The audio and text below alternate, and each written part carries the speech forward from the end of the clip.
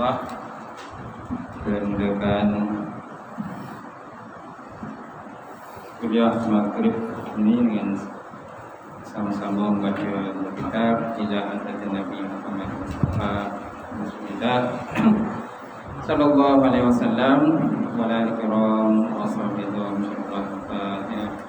A'udzu billahi minasyaitonir rajim. Bismillahirrahmanirrahim. Alhamdulillahirabbil alamin. Arrahmanir rahim. Maliki yaumiddin. Iyyaka na'budu wa iyyaka nasta'in. Ihdinas siratal mustaqim. Siratal ladzina an'amta 'alaihim. Dapat dah? Ada. Siratal ladzina an'amta 'alaihim ghairil maghdubi 'alaihim waladdallin. Assalamualaikum warahmatullahi wabarakatuh. Alhamdulillahilladzi arsala rasulahu bil huda wa dinil haqq liyudhhirahu 'ala dini kullihi wa kafa billahi shahida. Asyhadu an la ilaha illallah wahdahu la syarika lah wa asyhadu anna Muhammadan 'abduhu wa rasuluh. Allahumma salli wa sallim ala sayyidina wa nabiyina wa maulana Muhammad imamil muttaqin wa qadrul muttaqin wa ala alihi wa sahbihi ajma'in. Inna asrafal hadis kitabullah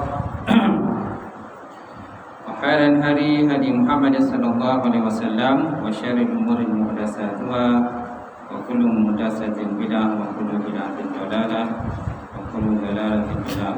Allah Subhanahu wa ta'ala fi kitabil azim ba'da billahi minasyaitonir rajim. Bismillahirrahmanirrahim. Yarfa'illahu allazina amanu minkum wallazina utul ilma darajat. Maksudnya Allah Subhanahu wa ta'ala mengangkat orang-orang yang beriman dan berilmu di kalangan kamu akan berorang derajat. Nawaitu ta'aluma wa ta'lim wa tazakura wa tazkir wa naf'a wa intifa wa ifad wa istifadah wa hasa ala tamasuki di kitabillah wa sunnati rasulih wa du'a ilal huda wa dalalati ilal khairi ibtigha mardatihi wa qurbihi wa thawabihi subhanahu wa ta'ala. InsyaAllah. Yang saya muliakan Al-Fadhil tuan-tuan imam kita, dan lupa juga yang saya muliakan Tuan Bilal, Tuan Siap, seluruhnya pengurusi masjid dan kuasa masjid, bidang jemaah muslimin muslimat, mukminin mukminat Allah Ta'ala. Alhamdulillah, kita banyakkan puji dan syukur pada Allah kerana dengan izin Allah sekali lagi kita dapat bersama malam ini. Kita menyambung kuliah fiqh, kuliah fiqh, salat Nabi yang sahih. Muka surat kan?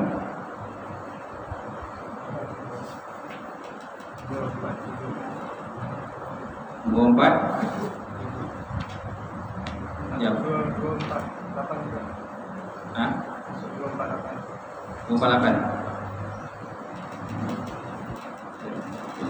Okey, 28 lah. Semua amalan solat dilakukan adalah sama kecuali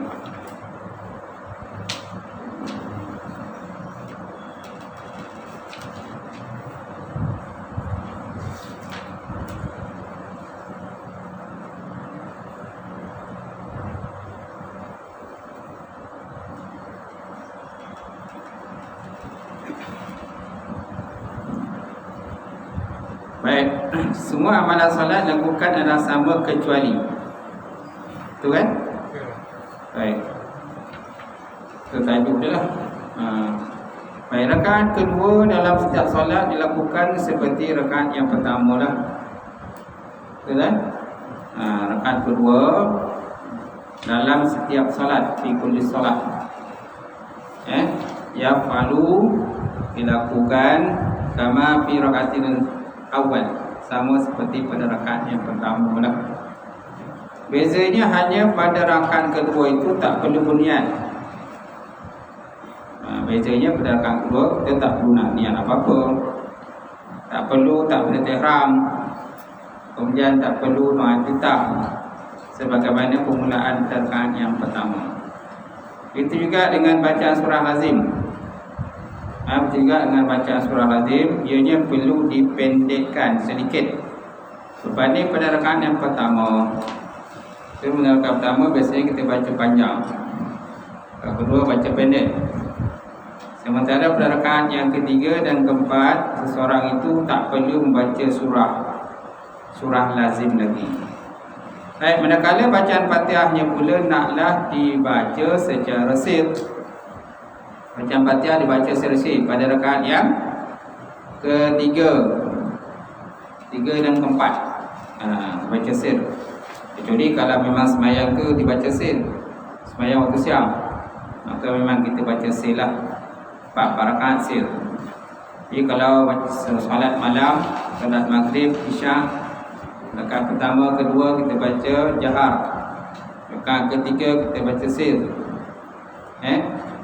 Dalil terhadap apa yang kami kemukakan adalah berdasarkan kepada sabda Nabi Muhammad SAW kepada seorang sahabat yang tidak elok solatnya, berbunyi summa if'al zalika fi salatika kullaha. Summa fa'al, kemudian lakukanlah demikian, fi salatika, dalam sembahyang engkau, kulluha, semuanya mana segala perbuatan solat tadilah samalah. Kecuali dari segi tasyahud bezalah. Tasyahud awal dengan tasyahud akhir berbeza. Cuma ada permulaan bacaan tetap sama. Bacaan samalah, tahiyatnya baca sama. Cuma untuk tahiyat awal punya sunat, tahiyat akhir punya wajib. Tahiyat akhir adalah wajib. Cuma kalau kita semayang subuh dia tak ada tahiyat awal terus tahiyat akhir. Tak? Tahiyat awal tak ada terus tahiyat, kerana memang dia 2 rakaat mana tak ada lah, mana terus tasyahud akhir yang wajib mesti dilakukan. Baik, kemudian dan dalam riwayat yang lain berbunyi summasna zalika fi kulli rak'atin. Summasna, kemudian naklah kamu lakukan akan demikian fi kulli rak'atin, dalam setiap rakaat. Mana sama tetapi lafaz beza. Yang atas if'al, summa fa'al, yang bawah isra. Berbeza lafaz tetapi makna yang samalah. Itu dikatakan sebagai apa? Lafaz muradif. Lafaz muradif dalam bahasa Arab. Lafaz berbeza, makna yang sama. Manakala pada rakaat kedua, ketiga serta keempat, seorang itu tidak perlu lagi membaca doa iftitah. Ini berdasarkan pada hadis daripada Abu Hurairah yang berbunyi, kana Rasulullah sallallahu alaihi wasallam idza nahada fi saniyah, idza nahada ni mana bangkit, idza nahada fi saniyah, apabila bangkit pada yang kedua, istaftaha bilhamdilillah rabbil alamin wa lam yaskut. Maka Nabi SAW membukanya dengan baca suratul Fatihah ataupun alhamdulillah, walam yaskut, dan Nabi tidak diam. Maknanya Nabi membaca dengan kuatlah. Ini kalau semayang itu memang semayang yang dibaca jahar, mestilah kita baca dengan kuat. Baik, maksudnya pada rakaat yang kedua, Rasulullah SAW terus membaca suratul Fatihah. Bacaan Fatihah ini tentunya disertai dengan bacaan basmalah. Fatihah mesti dimulai dengan basmalah, kerana apalagi kalau kita mazhab Syafi'i. Mazhab Syafi'i ini mana bismillah itu salah satu daripada ayat suratul Fatihah. Bismillah kan merupakan ayatun, salah satu ayat daripada suratul Fatihah. Min suratul Fatihah itu mana wajib dibaca. Ini seperti yang saya jelaskan dalam bab khusus mengenai bacaan basmalah. Dah baca dah bahas kat belakang. Baik. Kemudian ada pun dalil disunatkan bagi memperpanjangkan bacaan pada rakaat yang pertama melebihi pada rakaat yang kedua. Adalah berdasarkan kepada hadis Sayyidina Abu Qatadah. Sayyidina Abu Qatadah yang berbunyi kana Nabi sallallahu alaihi wasallam yaqra'u fi rak'ataini ulayaini min salati zuhri bi fatil kitab wa surataini yutawilu fil ula wa yakasiru fis saniyah.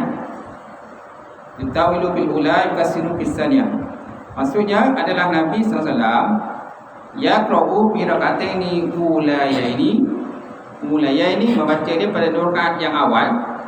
Asalnya ula ni awal. Ulayaini dua yang awal. Kami baca pada dua rakaat dua yang awal, pertama dan kedua. Min salati zuhri, daripada salat zuhur. Bi Fatihatil kitab dengan suratul Fatihah. Wa surataini, dan membaca dua surah. Yutawilu fil ula, dipanjangkan pada rakaat yang pertama. Wa yakasiru fi saniyah, dan dipendekkan pada rakaat kedua. Okey, mana pada rakaat pertama baca panjang, kemudian dibacakan pendeklah pada rakaat yang kedua. Ya dah. Dan biasanya memang baca pendek pun, imam pun sembang zuhur pun dibaca pendek. Kecuali kalau sembang Jumaat kan, Jumaat tu yang kena baca panjang sebab baca kuat. Jahat kan? Gitu. Bila baca kuat dia masing-masing pun dah mula tarik surah lah. Mula tarik surah kan? Surah yang panjang sikit lah.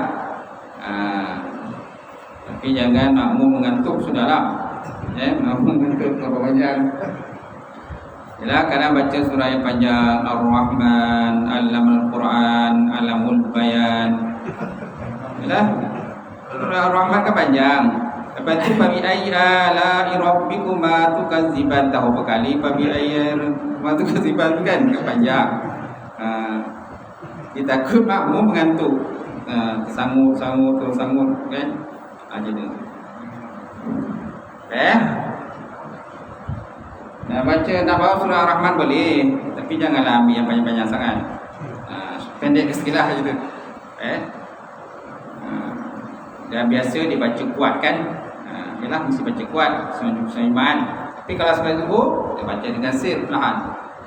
Jadi Nabi Muhammad SAW menyebut yutawilu fil ula, dipanjangkan pada yang pertama, yakasiru fis saniyah, dan dipendekkan pada rakaat yang kedua. Cuma kita tak dengar lah. Kalau sebelum zuhur tu kita dengar ke imam baca? Tak dengar. Tak apa surah imam baca pun kita tak tahu. Tapi kalau imam tu lama pergi, mana panjang baca tu. Cuma kita tak dengar surah apa yang dia baca. Dia baca sir kan. Baik. Kemudian manakala dalil menunjukkan bahawa tidak diperlukan bagi membaca surah selepas daripada Fatihah pada rakaat yang ketiga dan keempat adalah berdasarkan kepada hadis Sa'ad bin Abi Waqqas.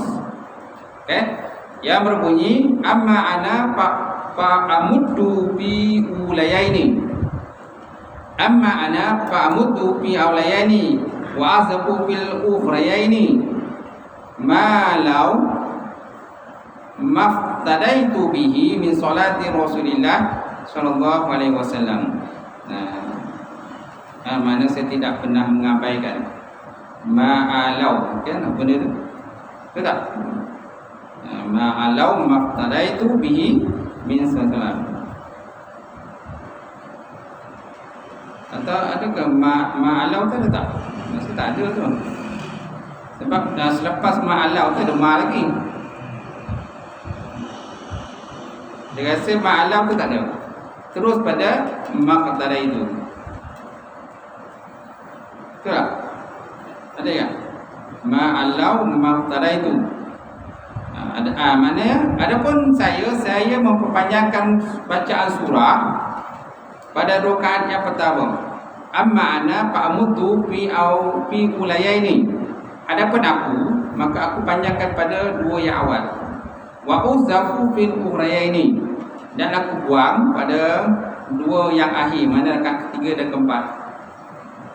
ma'alau maftaraitu bihi min salati Rasulullah. Saya tidak pernah mengabaikan daripada contoh yang saya ikut daripada solat baginda Rasulullah sallallahu alaihi wasallam. Mana dia tak pernah mengabaikan apa-apa yang pernah dia terima daripada baginda Rasulullah sallallahu alaihi wasallam. Demikian juga tidak perlukan bagi seorang itu menjaharkan bacaan pada rakaat ketiga. Orang itu tak perlu menjaharkan pada rakaat ketiga dan keempat dalam solat maghrib dan isyak.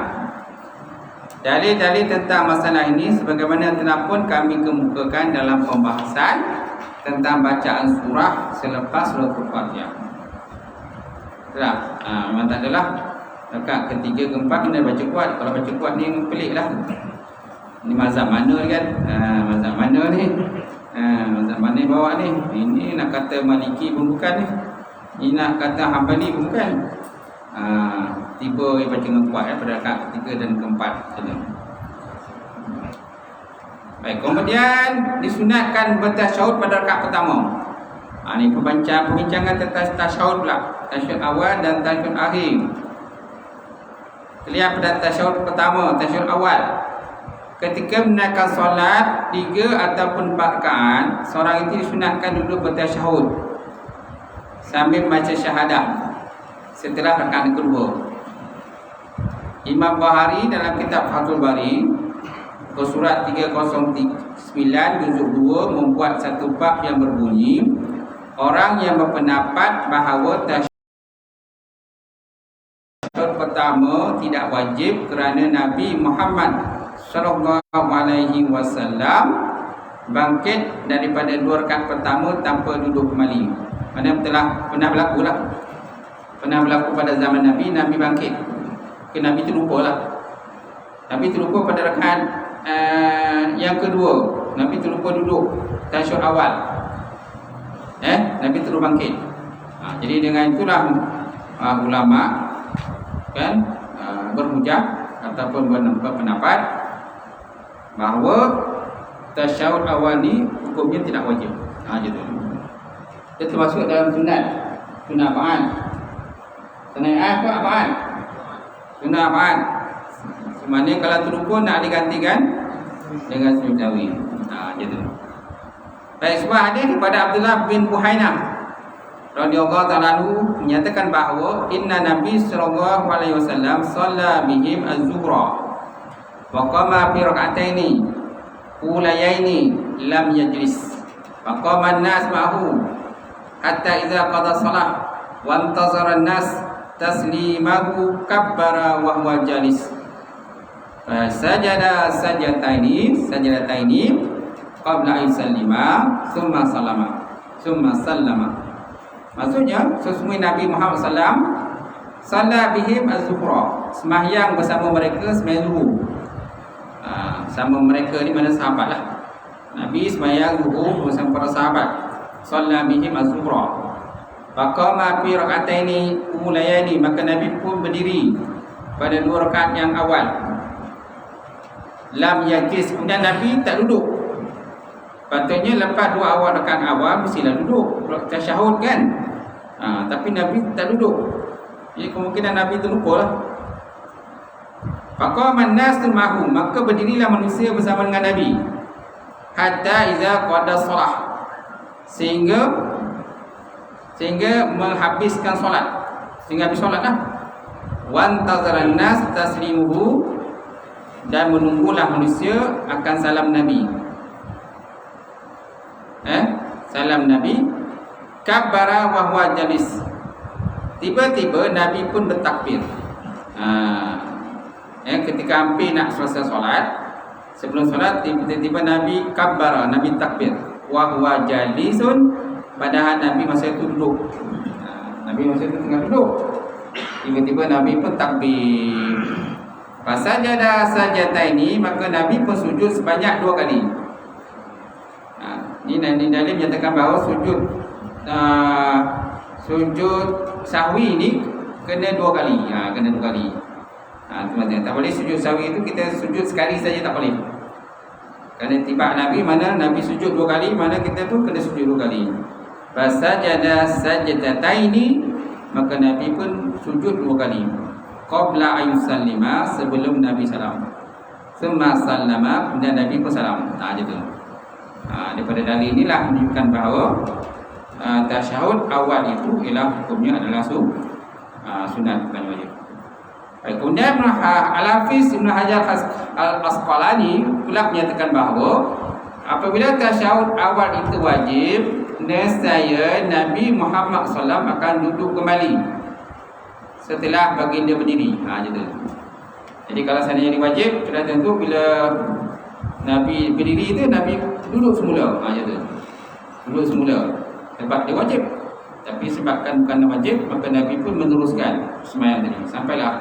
Sampailah kepada nak salam lah. Sebelum nak salam, maka Nabi pun duduk sujud sahwi sebanyak 2 kali. Subhana man la yanamu wa la yasbu.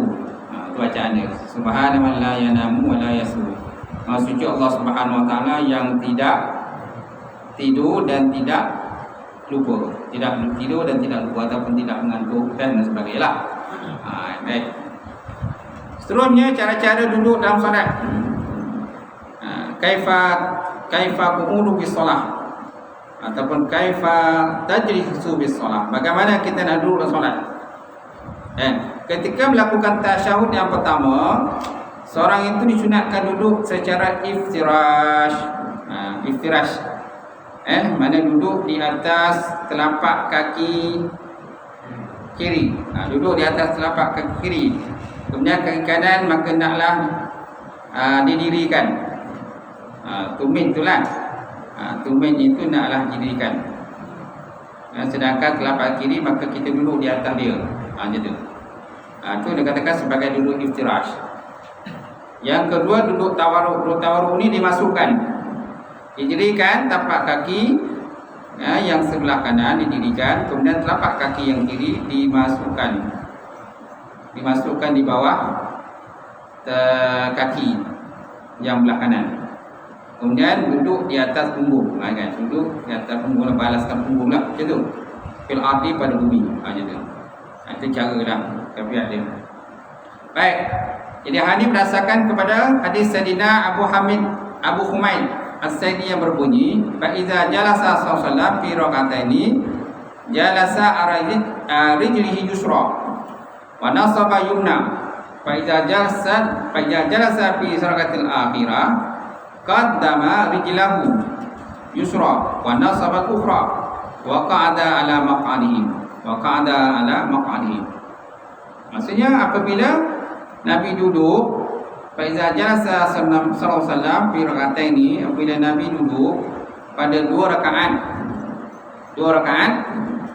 Jalasa ala rijlihi yusra, maka Nabi pun duduk di atas kaki yang kiri.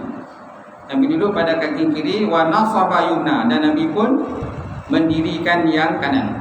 Nasaba mendiri ke, menegakkan ke, meluruskan kan. Yang wa yumna yang kanan.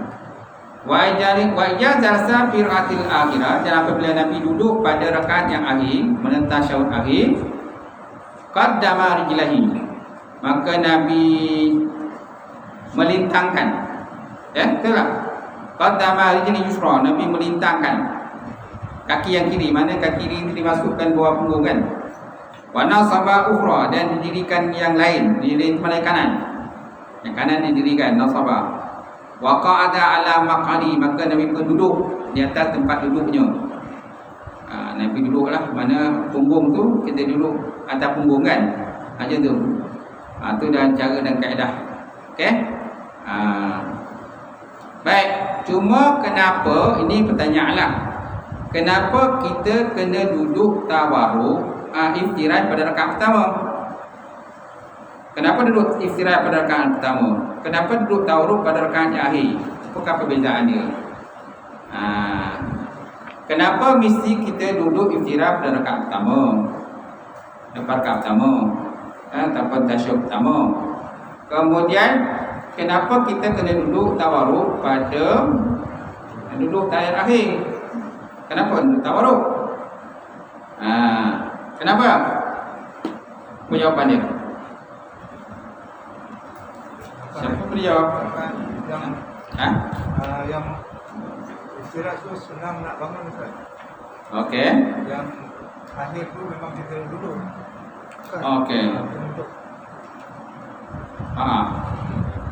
Tu jawapannya? Ya.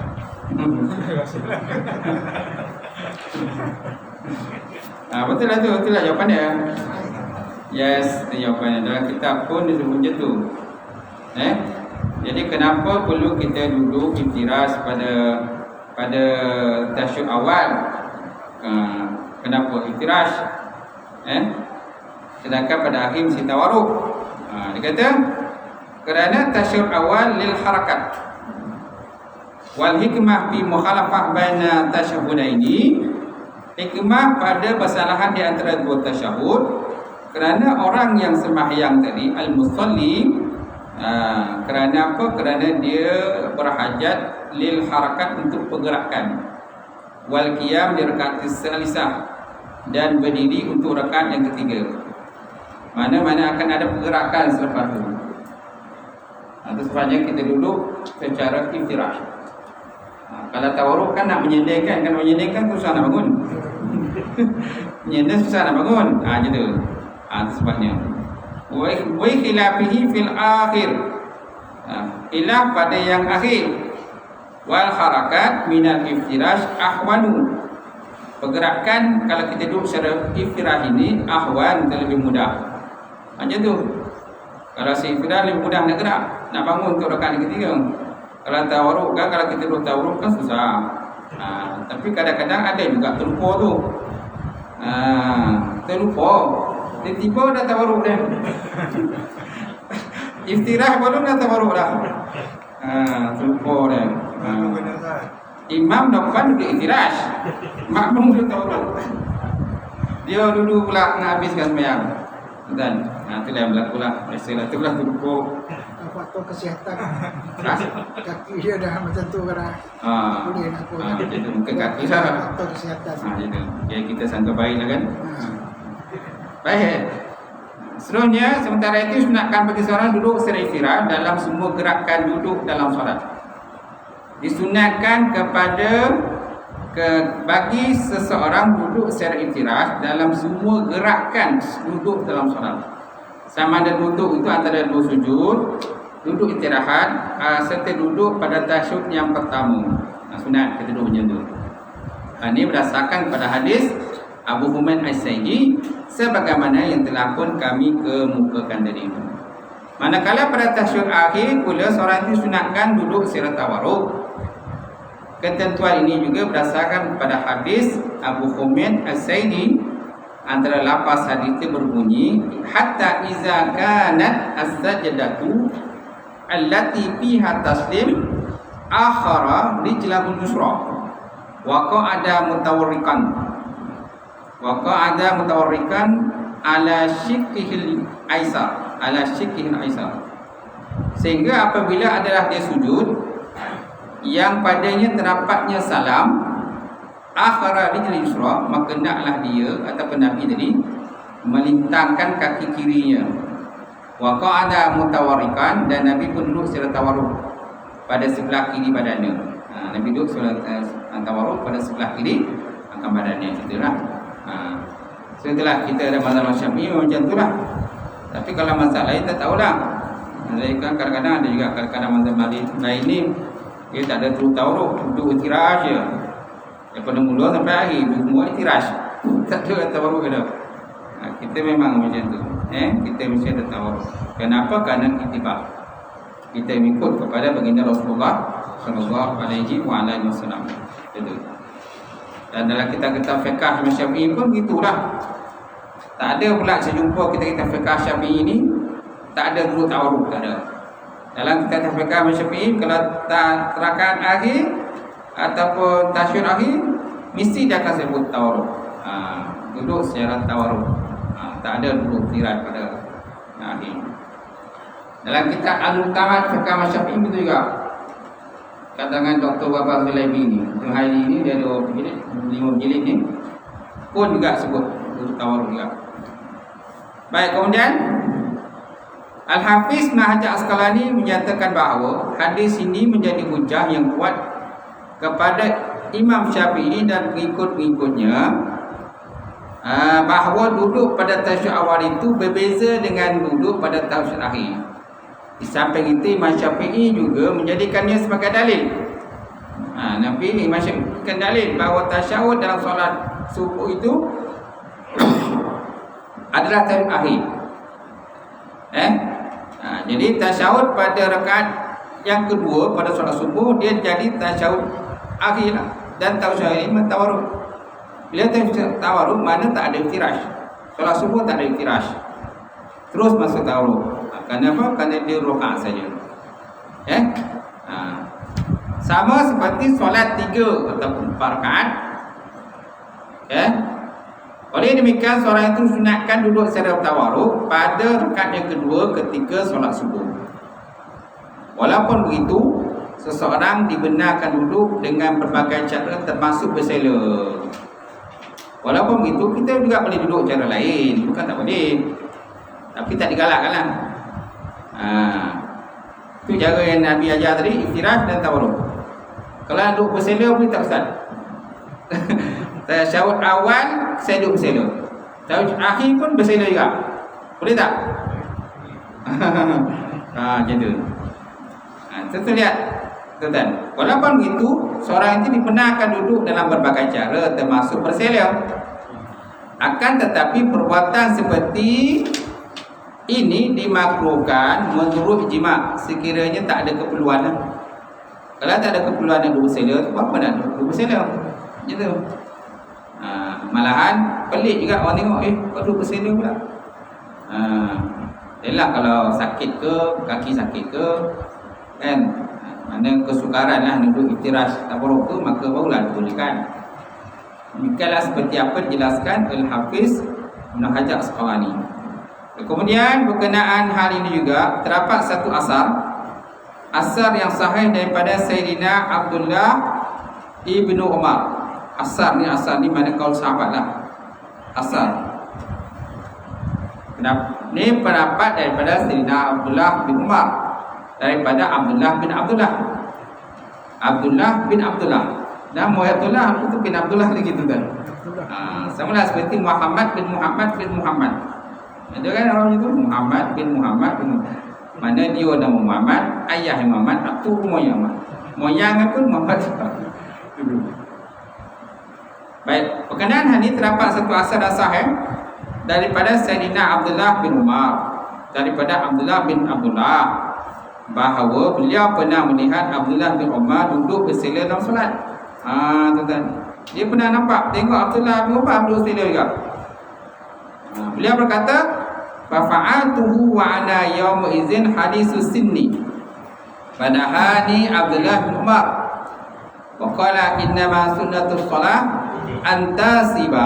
antansiba rijlaka yumna wa yusniya yusra. Faqultu innaka taf'alu dzalika. Faqala inna rijal ya inna rijla ya wala tahmilani. Betul? Inna rijla ya wala tahmilani. Gitu. Mana dia ada alasan lah. Gitu. Baik. Jadi dalam hadis tersebut dikata bahawa maka aku pada melakukan seperti itu kadang aku tu masih muda. Mana Abdullah bin Umar masa itu dia pernah lakukan, dia pernah duduk macam tu, duduk bersela. Fa'altu wa ana yaumizin hadis sini gitu. Aku buat akan duduk bersela tadi. Masa tu aku masih muda lagi. Panahani Abdullah bin Umar, maka menegakkan aku oleh Abdullah bin Umar. Abdullah bin Umar tegak dia. Yang buat siapa? Yang buat itu iaitu Abdullah bin Abdullah. Abdullah dia lakukan duduk bersela. Tiba-tiba ditegur oleh Abdullah bin Umar.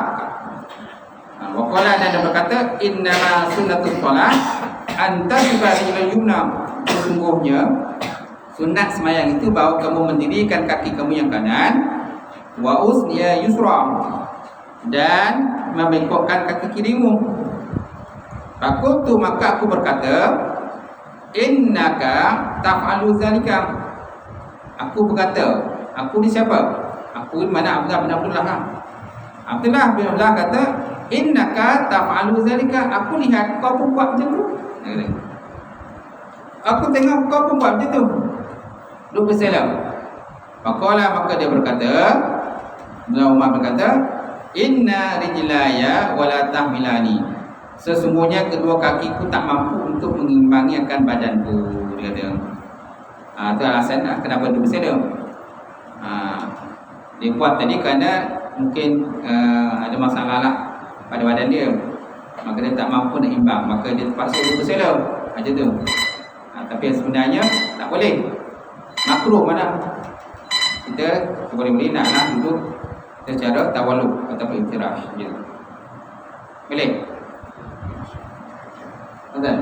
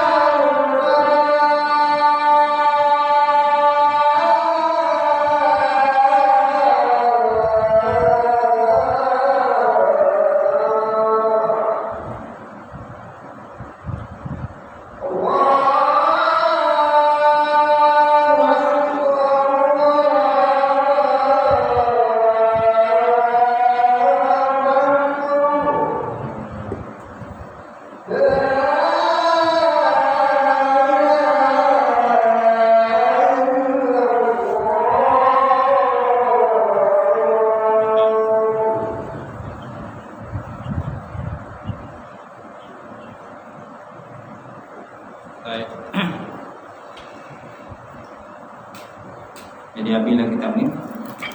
Saya nak jawab soalan Imam hari tu dah. Dengan apa tadi Imam? Saya tu? baca asyhadu anna Muhammadar Rasulullah dan baca.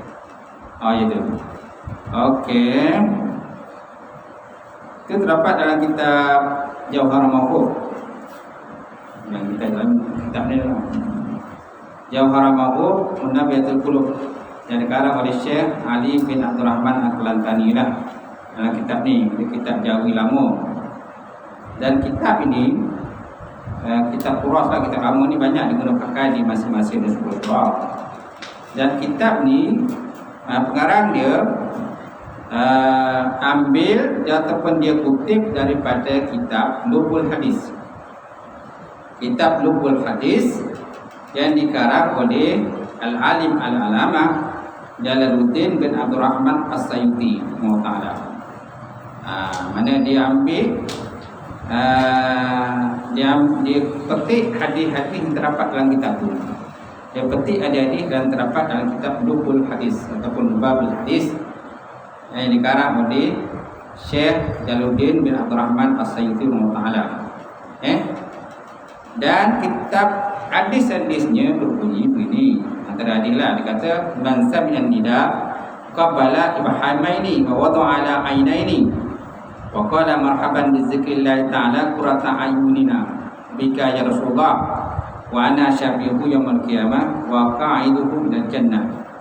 Kan? Maksudnya barang siapa yang disebut sini hadis Nabi, disebut Nabi bersabda.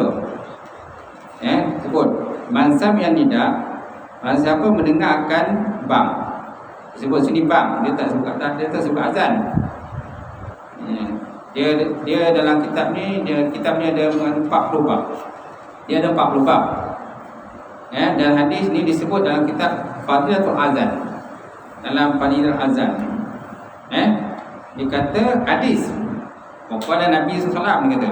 Nabi yang kata, barang siapa mendengarkan bang atau azan dan mengucup ia akan dua ibu tangannya. Faqabbala ibhami, dia kucuk dua ibu tangannya. Wa wada'a ala ainai, dan dia letak di atas mata dia ataupun menghantar daripada dua matanya. Waqala, dan berkata ia marhaban bi zikrillahi qurrata ayunina. Marhaban bi zikrillah, marhaban bin selamat datang kan. Bi zikrillah, dengan nama Allah Subhanahu wa taala. Bika ya Rasulullah, dengan kau ya Rasulullah.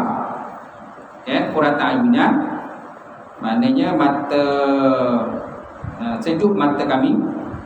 Qurrata ayunina, sejuk mata-mata kami. Bika, dengan kau ya Rasulullah, wahai Rasulullah.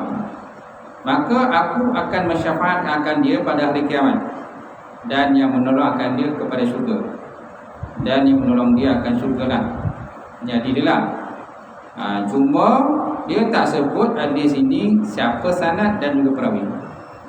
Dia tak sebut sanad dan perawi.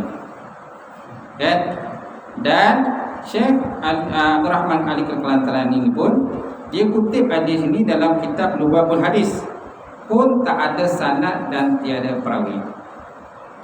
Tiada sanad dan tiada perawi. Dia ambil orang kata bulat-bulat yang terdapat dalam kitab itu. Bahasa Arab lah. Kita baca bahasa Arab. Jadi Syekh Ali Kelantani ini dia karang kitab ni berserta dengan terjemahan hadis ini terdapat apa. Sebab ulama kata kitab Jauhar Tauhid, Jauhar Mahfuz ni merupakan kitab hadis, bukan kitab tasawuf. Dia kata, mereka kata ini kitab hadis, bukan kitab tasawuf. Sebab apa? Dia menukilkan banyak hadis-hadis terdapat dalam kitab Lubabul Hadis. Cuma bab terdapat ni menyatakan tentang kelebihan itu. Kelebihan ini lebih kepada fadailul amal, kelebihan untuk beramal lah. Kelebihan untuk beramal. Begitulah. Itu. Semua sayangnya pengarang yang asalnya Syekh Jalaluddin As-Sayuti tidak menyebut sanad hadis. Semua hadis yang terdapat dalam kitabnya tidak disebut sanad dan tidak disebut perawi. Terpulanglah kepada pembaca sendiri. Jadi terpulanglah pada pembaca itu sama ada dia nak berpegang dengan hadis itu ataupun tak nak berpegang. Jadi dan hadis-hadis ini pun kalau dikatakan bercampur-campur lah. Ada yang sahih, ada yang dhaif, ada yang tu, ada macam-macam lah dia punya itu tabat dia. Cuma dia tak sebutkan martabatnya. Kalau ada orang yang boleh mentahqiqkan kitab ni, lagi baguslah. Dia bila saya tengok juga dia punya kitab bahasa Arab yang mentahqiqkan kitab Ulumul Hadis. Namanya kitabnya Tanqihul Qaul. Tanqihul Qaul Al-Hashish fi Syarhi Lubabul Hadis. Dia kitab tu mentahqiqkan kitab Lubabul Hadis. Tapi tak ada juga disebutkan sanad dan juga perawi-perawi hadis itu. Itu yang menjadi masalah dia kepada hadis ini. Tapi sebahagian daripada kita kata beramal dengan hadis ini. So siapa yang nak beramal boleh beramal. Yang tak nak beramal pun tak ada masalah. Macam tu, sebab dia tak disebut sanad dan hadis. Jadikan hujah lah Ustaz ya. Tak boleh jadikan hujah lah. Beramal sendiri-sendiri lah. Dia beramal sendiri-sendiri saja. Sebab kita asalnya memang dikarang macam tu. Dia tak sebut sanad. Kita Arab dia yang asal memang tak ada sebut sanad dan perawi dia. Baik, kemudian disambung dalam kitab ini juga ada lagi pembahasan lain. Faedatun, satu faedah. Riwayat Bukhari daripada Nabi SAW bahwasanya bersabda ia, barang siapa mendengar namaku pada bank dan menghantar ia akan dua ibu tangannya atas dua matanya dan membaca ia akan doa ini, akulah yang menuntut akan dia pada padang kiamat ataupun pada masyarakat. Apa bacaan dia? Ya basiran bila hadaqatin ifas ainaini wa nuru wa nawir huma wa nawir huma wa nawir huma. Ya basiran bila hadaqatin ifas ainaini wa nuru huma. Okey. Dan tersebut dalam kitab Qisasul Anbiya, kisah para nabi, bahwasanya Nabi Adam alaihissalam rindu hendak berjumpa dengan Nabi Muhammad SAW pada ketika ia di dalam syurga. Maka mewahyu Allah Ta'ala kepadanya, iaitu Fi sulbi, pada sulbi engkau, pada sulbi dia lah Nabi Adam itu, dan zahir ia pada akhir zaman. Maka memohon ia akan Allah Subhanahu Wa Ta'ala bahawa berjumpa ia dengan Nabi Muhammad SAW dalam syurga. Maka menjadi Allah Ta'ala akan Nur Muhammad. Nur Muhammad itu pada kuku dua ibu tangannya. Maka Allah Ta'ala menjadikan Nur Muhammad itu pada kuku dua ibu tangannya seperti cermin. Maka mengkucuk Adam akan kuku dua ibu tangannya dan disapu ia akan dua matanya.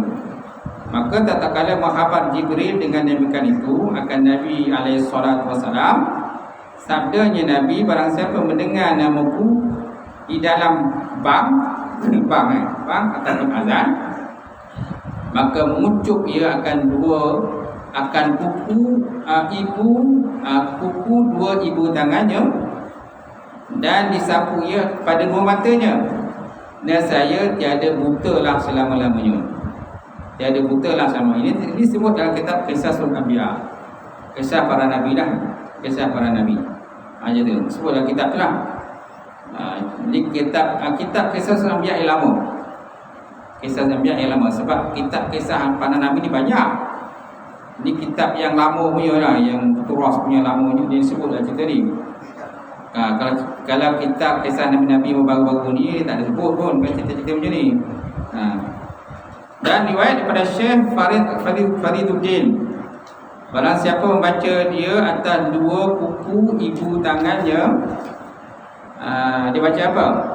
Fakashafna anka ghita'aka fabassaruka al-yawmal hadid. Fakashafna anka ghita'aka, dan kami buka daripada engkau itu akan tutupan kau. Fabassaruka, maka kelihatan engkau pada yaumul hadid. Pada yaumul hadid. Hadid ni apa? Besi. Itu. 7 kali. Ini Al-Quran ni, Al-Quran. 7 kali dibaca. Dan masyarakat ia atas Nabi Muhammad SAW pada tiap kalinya. Kemudian mengucup dia akan dua ibu tangannya dan disapu ia akan keduanya atas dua matanya. Dan saya memberi manfaat, ia manfaat bagi cahaya matanya dan hilang mudaratnya daripada dua matanya, insya-Allah taala. Atau dia baca marhaban bika ya habibati wa qurrata ainin ya Rasulullah. Marhaban bika ya habibi wa qurrata aini. Marhaban, selamat datang kau ya Rasulullah, wahai kekasihku dan sejuk dua mataku. ya Rasulullah. Seperti riwayat daripada Nabi Khidir alaihi salatu wassalam. Dan datang khabar bahwasanya segala orang yang datang mereka itu pada siratal mustaqim mendapat mereka itu atas sirat itu beberapa unta daripada nur yang berpelana daripada yakut dan zabarjad. Maka terbang unta itu dengan mereka itu di atas sirat, dan syafaat oleh tiap-tiap daripada mereka itu 40,000, dan lalu dalam nur itu 1,000 laki-laki dan 1,000 perempuan. Itulah. Itu sambungan yang ditambah lagi lah. Cuma kalau kita 20 hadis ni disebut hadis tu je. Kisah-kisah tadi ni tambahan kepada musnad. Kisah apa tadi Adam tadi kan? Adam tu tambahan, musnad tambah sendiri. Kalau dalam kitab ada hadis tu disebut hadis tadi. Yang macam tadi mansib al-Humidah itu sebut cuma tak disebutkan sanad dan tidak disebutkan perawi. Gitu. Memang kita asalnya begitu. Tu terserahlah kepada tuan-tuan sendiri. Sama tuan-tuan nak berpegang ataupun tak nak berpegang. Gitu. Okey. Kalau saya lihat dalam saya buka internet, saya pun sempat juga buka internet tadi. Saya Google internet hadis tadi lah. Hadis tadi yang saya type dalam internet, hadis mansam yang nida ni, mansam yang dia, kemudian lepas tu dia kan faqabbala ibhai dia ucup dibaca tadi. Saya buka dalam internet, dia kata hadis ini la asla lahu, tiada asal baginya. Dia kata la asla lahu, tidak ada asal, tak ada sumber lah gitu. So terpulang pada tuan-tuan sendirilah. Wallahualam. Sebab saya kata juga buka internet bahasa Arab ni, cari mana-mana yang kita muskil-muskil buka tengoklah. Kadang ada benda tu dikupaskan benda tu, kadang tak ada langsung. Macam tadi dia ada kupas tapi la asla, dia ada asal. Tak ada asal tak boleh kita nak pegang, terpulang pada kamu antum sendirilah. Wallahualam macam ni. Baik ya. A'udzubillahi minasyaitonir rajim. Alhamdulillahirabbil alamin wassalatu wassalamu ala asyrafil mursalin wa ala alihi washabihi ajmain. Allahumma salli ala nabiyyina wa yaqina as-sadiqam wa lam taqabbal rizqan halalan mubarakatan katsira wa ziyadatan ya alim wa inna qulubana bi nur ma'rifataka wa ta'arifin. Allahumma qina fi din, Allahumma qina fi din. Allahumma tamassana bi zitil jabarut wa tasanna bi zitil malakut. Tawakkalna ala hayyil ladzi la yamut. Allahumma subhana hadzal waba wa qina syarral wada wa najjina minat tahni wa minal bala. Bi lutfika ya latif ya khabir, bi rahmatika ya rahman. Rabbana atina fid dunya hasanah wa fil akhirati hasanah wa qina azabannar. Walhamdulillahirabbil alamin.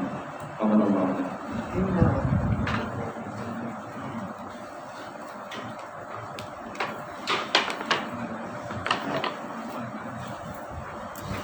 Bismillah.